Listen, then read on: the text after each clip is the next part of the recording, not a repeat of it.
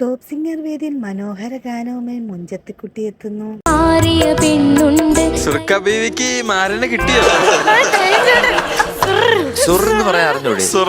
ഗാനത്തിന്റെ ആലാപനത്തിന് നല്ല അഭിപ്രായങ്ങളാണ് വിധികർത്താക്കൾ.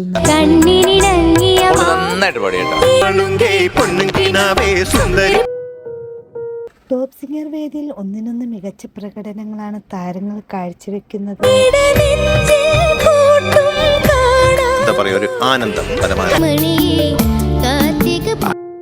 താരങ്ങളുടെ ആലാപനത്തിന് നല്ല അഭിപ്രായങ്ങളാണ് വിധികർത്താക്കൾ നൽകുന്നത്.